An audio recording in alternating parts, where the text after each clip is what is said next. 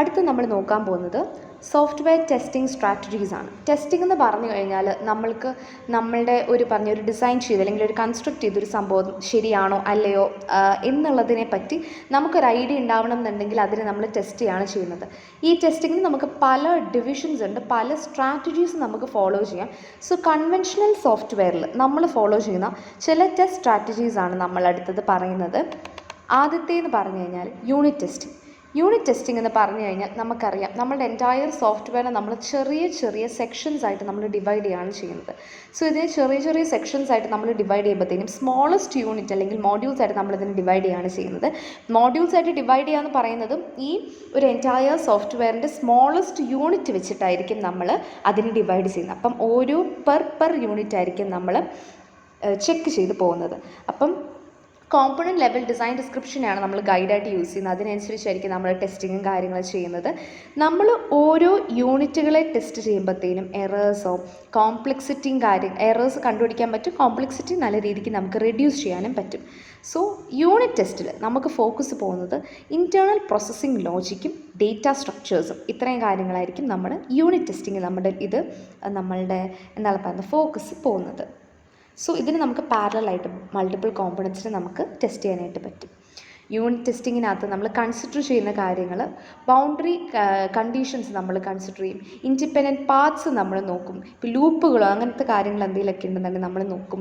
അപ്പം പറഞ്ഞൊരു ഫ്ലോ ചാർട്ടിൽ നമ്മൾ ഇൻഫർമേഷൻ ഫ്ലോ കണ്ടിട്ടില്ലേ, അതുപോലെ തന്നെ ഓരോ മോഡ്യൂളിൻ്റെയും ഇൻഫർമേഷൻ ഫ്ലോ കറക്റ്റായിട്ടാണ് പോകുന്നത്, how it goes into and out of the program എന്നീ കാര്യങ്ങളൊക്കെ ആയിരിക്കും നമ്മൾ യൂണിറ്റ് ടെസ്റ്റിങ്ങിൽ കൂടുതൽ ഫോക്കസ് ചെയ്യുക എന്ന് പറയുന്നത്.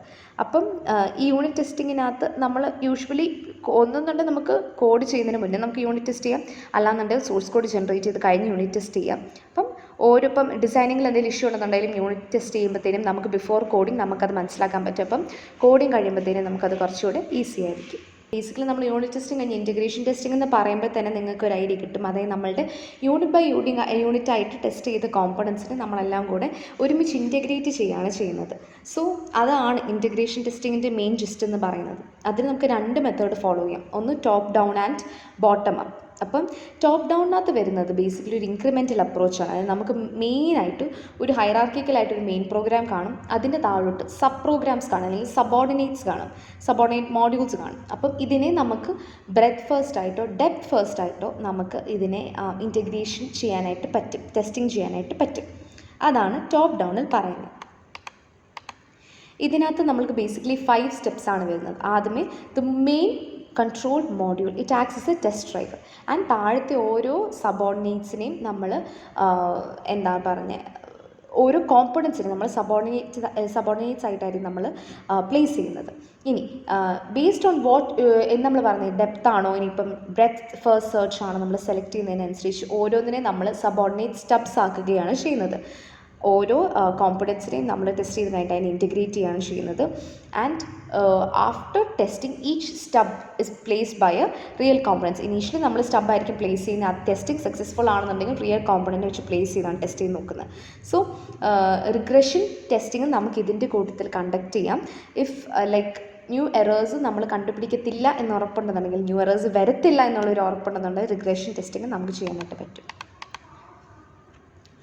അടുത്തത് bottom up integration. Bottom up integration എന്ന് പറയുമ്പോൾ നമ്മൾ ടോപ്പ് ഡൗണിൽ ചെയ്ത് നേരെ ഓപ്പോസിറ്റാണ്. അതായത് നമ്മൾക്ക് ലോ ലെവൽ കോമ്പണൻസിനെ, അതായത് ചെറിയ യൂണിറ്റ് കോമ്പണൻസിനെ എല്ലാം കൂടെ നമ്മൾ കമ്പൈൻ ചെയ്ത് ക്ലസ്റ്റേഴ്സ് ആക്കുകയാണ് ചെയ്യുന്നത്. സോ ഈ ക്ലസ്റ്റേഴ്സിനെ നമ്മൾ ചെയ്യുമ്പോഴത്തേനും ഈ ഒരു ക്ലസ്റ്ററിനെ നമ്മൾ കമ്പൈൻ ചെയ്തിട്ട് നമ്മളിതിനെ സോഫ്റ്റ്വെയർ സബ് ഫങ്ഷനായിട്ടായിരിക്കും നമ്മളിതിനെ ഡിവൈഡ് ചെയ്യുന്നത്. സോ ഒരു ഡ്രൈവർ എന്ന് പറയുമ്പോഴത്തേനും it has test case input as well as output. And ഇങ്ങനെ നമ്മൾ ക്ലസ്റ്ററും ടെസ്റ്റ് ചെയ്യും. ഓരോ ക്ലസ്റ്റേഴ്സ് ടെസ്റ്റ് ചെയ്ത് കഴിഞ്ഞിട്ടായിരിക്കും നമ്മൾ ഡ്രൈവേഴ്സിനെയും ക്ലസ്റ്റേഴ്സിനെയൊക്കെ റിമൂവ് ചെയ്ത് അപ്വേർഡിലോട്ട് നമ്മൾ ഈ ഒരു പ്രോഗ്രാം സ്ട്രക്ചറിനെ ബിൽഡ് ചെയ്ത് വരുന്നത്. അതാണ് ബോട്ടം അപ്പ്. താഴെ നമ്മൾ ക്ലസ്റ്റേഴ്സ് ആക്കും, അത് കഴിഞ്ഞിട്ട് അതിന് നമ്മൾ ഡ്രൈവറിലോട്ട് നമ്മൾ ടോപ്പിലോട്ട് നമ്മളത് ഇൻറ്റഗ്രേറ്റ് ചെയ്ത് കൊണ്ടുപോവാണ് ചെയ്യുന്നത്. അതേസമയം ടോപ്പ് ഡൗൺ ആണെന്നുണ്ടെങ്കിൽ എങ്ങനെയാണ്, നമുക്കൊരു മെയിൻ പ്രോഗ്രാം ഉണ്ടാവും. ആ മെയിൻ പ്രോഗ്രാമിനെ നമ്മൾ ഓരോ സബ് പ്രോഗ്രാംസ് ആയിട്ട് ഡിവൈഡ് ചെയ്യും. അത് കഴിഞ്ഞിട്ട് ഓരോ സ്റ്റബായിട്ട്, അതായത് ആ സബ് പ്രോഗ്രാംസ് സ്റ്റെപ്സ് ആയിട്ട് നമ്മൾ അതിനെ ടെസ്റ്റ് ചെയ്തിട്ട് അതിന് നമ്മൾ റിയൽ കോമ്പണൻറ്റ് വെച്ച് അതിനെ റീപ്ലേസ് ചെയ്യുകയാണ് ചെയ്യുന്നത്. റിഗ്രഷൻ ടെസ്റ്റിംഗ് നമ്മൾ ടോപ്പ് ഡൗൺ പറഞ്ഞ സമയത്ത് റിഗ്രഷൻ ടെസ്റ്റിങ്ങിൻ്റെ കാര്യം പറഞ്ഞായിരുന്നു. അത് റീ എക്സിക്യൂഷൻ ഓഫ് സം ടെസ്റ്റാണ്. ഇപ്പം നമുക്ക് എന്തെങ്കിലും ചേഞ്ചസോ വല്ലതും വരുത്തിച്ച് ആ ഒരു സെക്ഷനെ, ഒരു കോമ്പൗണ്ടിനെ മാത്രം നമുക്ക് റീടെസ്റ്റ് ചെയ്യാം. അപ്പോൾ അതാണ് ഞാൻ നേരത്തെ പറഞ്ഞത്. റിഗ്രഷൻ ടെസ്റ്റിംഗ് നമ്മൾ എപ്പോഴാണ് ചെയ്യുക? നമ്മൾ നമ്മൾക്കൊരു എക്സ്ട്രാ എറേഴ്സ് നമ്മൾ ഇടയ്ക്ക് കൊണ്ടുവരത്തില്ല, ഒരു രീതിക്കുള്ള സൈഡ് എഫക്ട്സ് ഉണ്ടാവത്തില്ല എന്നുള്ളൊരു ഉറപ്പിലായിരിക്കും നമ്മൾ റിഗ്രഷൻ ടെസ്റ്റിംഗ് നമ്മൾ ചെയ്യുക, പോസിബിൾ ആക്കുക. തേർഡ് ടൈപ്പ് നമ്മൾ പറയുന്നത് വാലിഡേഷൻ ടെസ്റ്റിംഗ്. വാലിഡേഷൻ ടെസ്റ്റിംഗ് എന്ന് പറയുന്നത് ഇൻറ്റഗ്രേഷൻ ടെസ്റ്റിങ്ങിൻ്റെ ബീനിങ്ങിൽ വരുന്ന സംഭവമാണ്. അതായത് ഇൻഡിവിജ്വൽ കോമ്പണൻസിൻ്റെ പുറത്ത് നമ്മൾ ചെയ്യുന്ന ഒരു സംഭവമാണ് വാലിഡേഷൻ ടെസ്റ്റിംഗ്. എഗെയിൻ നമുക്ക് എറേഴ്സിനെ കണ്ടുപിടിക്കാനായിട്ടാണ് നമ്മളിത് ചെയ്യുന്നത്. അപ്പം ഇതിൽ നമ്മൾ കൂടുതൽ ഫോക്കസ് ചെയ്യുന്നത് യൂസർ വിസിബിൾ ആക്ഷൻസും യൂസർ റെക്കഗ്നൈസബിൾ ഔട്ട്പുട്ട്സുമാണ്. അതായത് നമ്മളിപ്പം ഒരു പ്രോഗ്രാം ഉണ്ടെന്ന് വിചാരിക്കുക, ഒരു സം കണ്ടുപിടിക്കാനുള്ള പ്രോഗ്രാമാണ്. അപ്പം ഈ ഒരു സമ്മിനെ നമുക്കിപ്പോൾ യൂസറിൽ നിന്ന് 2 നമ്പേഴ്സ് ഇൻപുട്ട് ചെയ്യണം എന്നുണ്ടെങ്കിൽ ആ ഒരു 2 നമ്പേഴ്സ് ഇൻപുട്ട് ചെയ്ത് കറക്റ്റ് ആൻസർ ഔട്ട്പുട്ട് ചെയ്യുന്നത് ആ ഒരു 2 സെക്ഷൻസ് ആയിരിക്കും വാലിഡേഷൻ ടെസ്റ്റിങ്ങിൽ നമ്മൾ ശ്രദ്ധിക്കുക.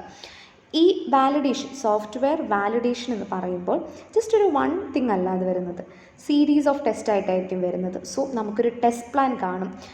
which all are the tests that is to be conducted, അല്ലെങ്കിൽ ഒരു set of classes, what are the procedures that is to be followed, ഏതൊക്കെ ടെസ്റ്റ് കേസസ്, എന്തൊക്കെ ഫങ്ഷണാലിറ്റീസ് ആയിരിക്കും ചെക്ക് ചെയ്യുക എന്നീ കാര്യങ്ങളൊക്കെ നമുക്ക് വാലിഡേഷൻ ടെസ്റ്റിങ്ങിൽ നിന്ന് മനസ്സിലാക്കാനായിട്ട് സാധിക്കും. സോ നമുക്കിപ്പം ഒരു സോഫ്റ്റ്വെയറിൽ ഒരു രീതി പർട്ടിക്കുലർ ഫോർമാറ്റിലാണ് ഇത് പോകുന്നതെന്നുണ്ടെങ്കിൽ അതിൽ നിന്നും എന്തെങ്കിലും ഡീവിയേഷൻ സംഭവിച്ചിട്ടുണ്ടെന്നുണ്ടെങ്കിൽ ആ ഒരു ഡീവിയേഷൻ നമ്മൾ ഡെഫിഷ്യൻസി ലിസ്റ്റിലായിരിക്കും നമ്മൾ ഡിനോട്ട് ചെയ്യുന്നത്. വാലിഡേഷൻ എലമെൻറ്റിൻ്റെ വാലിഡേഷൻ പ്രോസസ്സിൻ്റെ ഓരോ എലമെൻറ്റ്സ് നമ്മൾ കോൺഫിഗറേഷൻ റിവ്യൂവിൻ്റെ കൂടെ കീഴിൽ പോകും. സോ കോൺഫിഗറേഷൻ റിവ്യൂവിനകത്ത് നമ്മൾ ചെയ്യുന്നത് ഇത് പ്രോപ്പറായിട്ട് ഡെവലപ്പ് ചെയ്തോ ഇല്ലയോ, അതിൻ്റെ നെസസറി ഡീറ്റെയിൽസ് എന്താ, വാട്ട് ആർ ദി സപ്പോർട്ട് ആക്ടിവിറ്റീസിനെ ബൂസ്റ്റ് ചെയ്യാനായിട്ടുള്ള എന്തൊക്കെയാണ് നെസസറി ഡീറ്റെയിൽസ് എന്നീ കാര്യങ്ങളൊക്കെയാണ് നമ്മൾ കോൺഫിഗറേഷൻ റിവ്യൂവിൽ നമ്മൾ ചെയ്യുന്നത്. It is sometimes known as audit എന്ന് പറഞ്ഞാൽ നമുക്ക് കുറച്ചുകൂടെ എളുപ്പം കിട്ടും. വാലിഡേഷൻ ടെസ്റ്റിംഗ് പറയുമ്പോഴത്തേനും നമ്മൾ 2 കാര്യങ്ങളും കൂടെ ഡിസ്കസ് ചെയ്യുന്നുണ്ട്, ആൽഫ ടെസ്റ്റിങ്ങും ബീറ്റ ടെസ്റ്റിങ്ങും. സോ ആൽഫ ടെസ്റ്റിംഗ് എന്ന് പറയുന്നത് ബേസിക്കലി ഒരു എൻഡ് യൂസേഴ്സിൻ്റെ പെർസ്പെക്റ്റീവിൽ നിന്നായിരിക്കും ആൽഫ ടെസ്റ്റിംഗ് നമ്മൾ ചെയ്യുന്നത്. ആൽഫ ടെസ്റ്റിംഗ് കൺട്രോൾഡ് എൻവയറമെൻറ്റിലായിരിക്കും നമ്മൾ ടെസ്റ്റ് ചെയ്യുക എന്നുള്ളത്. So looking over the shoulders എന്നുള്ളൊരു സംഭവമാണ്, ആ ഒരു ടേമാണ് നമുക്ക് ആൽഫ ടെസ്റ്റിങ്ങിനോട് ബന്ധപ്പെട്ട് പറയാനായിട്ട് പറ്റുന്നത്. അതായത് ഡെവലപ്പറിന് യൂസർ പോയിൻ്റ് ഓഫ് വ്യൂവിൽ നിന്നും ഈ ഒരു സോഫ്റ്റ്വെയറിന് വ്യൂ ചെയ്യാനായിട്ടുള്ള ഒരു മെത്തേഡാണ് ആൽഫ ടെസ്റ്റിംഗ്. ബീറ്റ ടെസ്റ്റിംഗ് എന്ന് പറയുമ്പോഴത്തേനും നമുക്ക് 1 or more യൂസർ എൻഡ്സിനകത്താണ് നമുക്ക് ചെയ്യുന്നത്. സോ ഇവിടെ ഉള്ള ഒരു ഡിഫറൻസ് എന്ന് പറയുന്നത് compared to alpha testing, beta ടെസ്റ്റിങ്ങിനകത്ത് നമുക്ക് ഒരു ഡെവലപ്പർ അവിടെ പ്രസൻ്റ് ആയിരിക്കില്ല. So it's more or less the live ആപ്ലിക്കേഷൻ്റെ ഒരു റൺ ത്രൂ ആയിരിക്കും നമുക്ക് കാണാനായിട്ട് സാധിക്കുക. അതിൽ കസ്റ്റമേഴ്സാണ് പ്രോബ്ലംസിനെ റെക്കോർഡ് ചെയ്യുന്നത് ആൻഡ് അതിനെ റെഗുലർ ടൈമിൽ ഡെവലപ്പറുമായിട്ട് റിപ്പോർട്ട് ചെയ്യുന്നത് കസ്റ്റമേഴ്സ് ആയിരിക്കും. സോ ആൽഫ ടെസ്റ്റിനകത്ത് നമ്മൾ പറഞ്ഞ എന്താണ്, ഡെവലപ്പർ ഉണ്ടാവും, ഡെവലപ്പർ ആയിരിക്കും യൂസർ പെർസ്പെക്റ്റീവിൽ കാര്യങ്ങൾ കണ്ട് എറേഴ്സ് എന്തെങ്കിലും ഉണ്ടെന്നുണ്ടെങ്കിൽ മനസ്സിലാക്കുന്നത്. ബീറ്റ ടെസ്റ്റ് എന്ന് പറയുമ്പോഴത്തേനും there are more of the end users. So end users വരുമ്പോഴത്തേനും നമ്മൾ ചെയ്യുന്നതെന്ന് വെച്ച് കഴിഞ്ഞാൽ അവരായിരിക്കും പ്രോബ്ലംസിനെ റെക്കോർഡ് ചെയ്ത് ഡെവലപ്പറിനെ റെഗുലർ ഇൻ്റർവെൽസിൽ നമ്മൾ റിപ്പോർട്ട് ചെയ്യുന്നത്. So that is alpha and beta testing. 4th one is system testing. അപ്പോൾ നമ്മളിപ്പോൾ ഏതൊക്കെയാണ് പറഞ്ഞത്, നമ്മളിപ്പം ഇൻറ്റഗ്രേഷൻ പറഞ്ഞു, യൂണിറ്റ് പറഞ്ഞു, അത് കഴിഞ്ഞ് ഇപ്പോൾ നമ്മൾ സിസ്റ്റമാണ് പറയാൻ പോകുന്നത്, സിസ്റ്റം ടെസ്റ്റിംഗ് ആണ് പറയാൻ പോകുന്നത്. സിസ്റ്റം ടെസ്റ്റിങ്ങിന് നമുക്ക് കുറേ കുട്ടി ടെസ്റ്റിംഗ് സെക്ഷൻസ് ആയിട്ട് നമുക്ക് ഡിവൈഡ് ചെയ്യാം. ആദ്യത്തേതാണ് റിക്കവറി ടെസ്റ്റിംഗ്. റിക്കവറി ടെസ്റ്റിംഗ് എന്ന് പറയുമ്പോൾ തന്നെ നമുക്കറിയാം നമ്മുടെ സിസ്റ്റം ഒരു ഫെയിലിയർ ഒരു ഫെയിലിയർ ആയ ഒരു സിറ്റുവേഷൻ അല്ലെങ്കിൽ ഇത് ഫെയിൽ ആവുന്ന ഒരു സിറ്റുവേഷനിൽ സിസ്റ്റത്തിന് റിക്കവറി പ്രോപ്പർ ആണോ അല്ലയോ എന്നുള്ളത് നോക്കാനായിട്ടാണ് റിക്കവറി ടെസ്റ്റിംഗ് നമ്മൾ ചെയ്യുന്നത്. സോ അതായത് ഇപ്പം ഇത് ഓട്ടോമാറ്റിക് ആകാം, മാനുവലും ആകാം.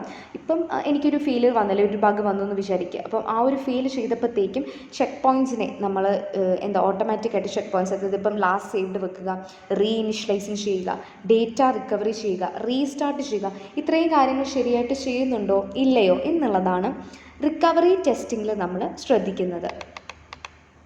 സെക്യൂരിറ്റി ടെസ്റ്റിംഗ് വരുമ്പോഴത്തേനും നമുക്കറിയാം, ഇപ്പം ഹാക്കേഴ്സ് നമ്മുടെ ഈ ഒരു സിസ്റ്റത്തിനെ എന്താ പറഞ്ഞാൽ അതിനകത്ത് ഇൻഫർമേഷൻ എടുക്കാണ്ടിരിക്കുക, അൺനെസസറി ആയിട്ടുള്ള പെനിട്രേഷൻസ് അവോയ്ഡ് ചെയ്യുക, എന്തെങ്കിലും എന്നുള്ള പറഞ്ഞ ഒരാളുടെ പേഴ്സണൽ ഗെയിനിന് വേണ്ടിയിട്ട് സോഫ്റ്റ്വെയർ യൂസ് ചെയ്യാതിരിക്കുക എന്നൊക്കെയാണ് സെക്യൂരിറ്റി ടെസ്റ്റിങ്ങിൻ്റെ കീഴിൽ വരുന്നത്. അപ്പോൾ ഇത്രയും നമ്മൾ സെക്യൂരിറ്റി ടെസ്റ്റിംഗ് ചെയ്യുമ്പോഴത്തേനും ഈ ഒരു സോഫ്റ്റ്വെയറിൻ്റെ സെക്യൂരിറ്റി നമ്മൾ ഉറപ്പ് വരുത്തണം എന്നുള്ളതാണ് പറയുന്നത്. മൂന്നാമത്തത് സ്ട്രെസ് ടെസ്റ്റിംഗ്. സ്ട്രെസ് ടെസ്റ്റിംഗ് എന്ന് പറയുമ്പോഴത്തേനും നമ്മൾക്ക് ഈ ഒരു സിസ്റ്റത്തിന് നമ്മൾക്കിപ്പം ഈ ഒരു സിസ്റ്റത്തിൻ്റെ മാക്സിമം ലിമിറ്റ് എന്തുമാത്രമാണ്, ഇപ്പോൾ let be in terms of quantity, frequency or volume, ഇത്രയും കാര്യങ്ങളിൽ how is the system bearing the stress എന്നുള്ളതാണ് സ്ട്രെസ് ടെസ്റ്റിങ്ങിൽ പറയുന്നത്. So there can be special test. എന്തിനാ ഇൻട്രപ്റ്റ്സ്, ഇപ്പം നമുക്കറിയാം ഇൻട്രപ്റ്റ് എന്ന് പറയുമ്പോഴത്തേന് നമ്മൾ യൂഷ്വലായിട്ട് ചെയ്യുന്ന ഒരു കാര്യത്തിന് എതിരെ വരുന്നതാണ് ഇൻട്രപ്റ്റ് എന്ന് പറയുന്നത്. So for usual working if there is any എന്ന് പറയുന്ന ഇൻട്രപ്റ്റ്സ് വരുവാണെന്നുണ്ടെങ്കിൽ how is that particular interrupt being dealt, അത് സ്ട്രെസ്സ് ഓവർകം ചെയ്യുന്നുണ്ടോ, സോഫ്റ്റ്വെയർ ബ്രേക്ക് ചെയ്യുന്നുണ്ടോ എന്ന കാര്യങ്ങളൊക്കെ സ്ട്രെസ് ടെസ്റ്റിങ്ങിൻ്റെ കീഴിൽ വരും.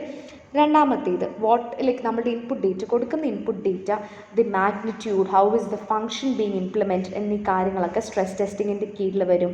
നമ്മുടെ ടെസ്റ്റ് കേസിൻ്റെ മെമ്മറി, ടൈം, റിസോഴ്സസ് എന്നീ കാര്യങ്ങളിലൊക്കെ എന്താ പറഞ്ഞ ഒരു ഇവാലുവേഷൻ നമുക്ക് സ്ട്രെസ് ടെസ്റ്റിങ്ങിൽ കിട്ടും.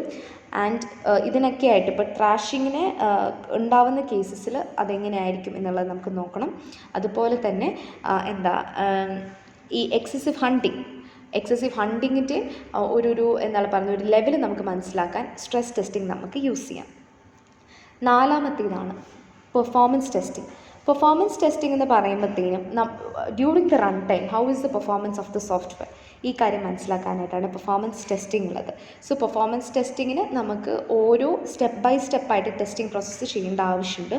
സോ യൂണിറ്റ് ലെവലിൽ ഇൻഡിവിജ്വൽ മോഡ്യൂളായിരിക്കും നമ്മൾ ടെസ്റ്റ് ചെയ്യുന്നത്. ഡിപ്ലോയ്മെൻറ്റ് ടെസ്റ്റിങ്ങിനെ നമ്മൾ sometimes we call them as configuration testing. So configuration ടെസ്റ്റിങ്ങിനകത്ത് നമുക്ക് വരുന്നത് ഓരോ എൻവയർമെൻറ്റിനെയും സോഫ്റ്റ്വെയർ ഓരോ എൻവയർമെൻറ്റിനെ നമ്മൾ ഡീപ്ലോയ് ചെയ്യുമ്പോഴുള്ള സ്പെഷ്യൽ ഇൻസ്റ്റാളേഷൻസും ഇൻസ്റ്റാൾമെൻറ്റ് പ്രൊസീജിയേഴ്സും കാര്യങ്ങളൊക്കെ ആയിട്ടായിരിക്കും ഡിപ്ലോയ്മെൻറ്റ് ടെസ്റ്റിംഗ്. അതായത് ഇതിനെ ഡീപ്ലോയ് ചെയ്യുമ്പോഴത്തേനും എന്തെങ്കിലും ഇഷ്യൂസ് ഉണ്ടാവുമോ ഇല്ലയോ എന്നുള്ളതാണ് ഡീപ്ലോയ്മെൻറ്റ് ടെസ്റ്റിങ്ങിൽ വരുന്നത്. ഡീബഗ്ഗിങ് അതാണ് അടുത്തത്. ഡീബഗ്ഗിംഗ് എന്ന് പറയുമ്പം നമുക്കറിയാം അത് വളരെ കോമൺ ആയിട്ടുള്ളൊരു ടോപ്പിക്കാണ്. നമ്മളിപ്പം എറർ കണ്ടുപിടിക്കാനായിട്ടുള്ള ടെസ്റ്റിങ്ങുകളാണ് നമ്മൾ ഇത്രയും പറഞ്ഞത്. യൂണിറ്റ് ടെസ്റ്റിംഗ് മുതൽ നമ്മളിപ്പോൾ പറഞ്ഞ സിസ്റ്റം ടെസ്റ്റിംഗ് വരെ നമ്മൾ എററിനെ കണ്ടുപിടിക്കാനായിട്ടാണ്. ഈ ഒരു എററിനെ നമ്മൾ കണ്ടുപിടിച്ച് കഴിഞ്ഞാൽ എന്ത് ചെയ്യണം എന്നുള്ളതാണ് ഡീബഗ്ഗിംഗ് എന്ന് പറയുന്നത്. അതായത് ഒരു സക്സസ്ഫുൾ ടെസ്റ്റിംഗ്, ഇപ്പോൾ നമ്മൾക്കിപ്പോൾ ഒരു ടെസ്റ്റ് ചെയ്ത് എറേഴ്സിന് കിട്ടുവാണെന്നുണ്ടെങ്കിൽ ആ ഒരു എററിനെ എങ്ങനെ റിമൂവ് ചെയ്യണം എന്നുള്ളതാണ് ഡീബഗ്ഗിങ്ങിൽ പറയുന്നത്.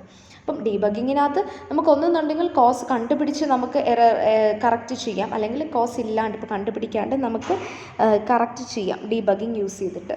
സോ ബേസിക്കലി ഒരു സെറ്റ് ഓഫ് ടെസ്റ്റ് കേസസ് വെച്ചിട്ടായിരിക്കും നമ്മൾ ഈ ഒരു ഡീബഗ്ഗിങ് നമ്മൾ ചെയ്യുക എന്ന് പറയുന്നത്. ഇതിനകത്ത് വരുന്ന സ്ട്രാറ്റജീസ് എന്ന് പറയുന്നത് first one is brute force എന്ന് പറയുമ്പോഴത്തേനും we don't know where the error is, അല്ലെങ്കിൽ എററിൻ്റെ ഒരു ഉത്ഭവം എവിടെ നിന്നാണെന്ന് അറിയത്തില്ല. സോ അതിന് നമ്മൾ എന്താണ് ചെയ്യുക, we let the computer find the error. അപ്പം നമ്മൾ അതിന് കൂടുതലും ചാൻസസ് കൊടുക്കുകയാണ് എഗൈൻ ആൻഡ് എഗൈൻ എറർ കണ്ടുപിടിക്കാനായിട്ട്. സോ ഇത് കുറച്ചുകൂടി ഒരു ടൈം കൺസ്യൂമിങ് റിസോഴ്സ് കൺസ്യൂമിങ് പ്രോസസ്സാണ്. പക്ഷെ നമുക്കിപ്പം ഒരു വഴിയില്ല എന്നുണ്ടെങ്കിൽ ബ്രൂട്ട് ഫോഴ്സ് ആയിരിക്കും നമ്മൾ ചെയ്യുക.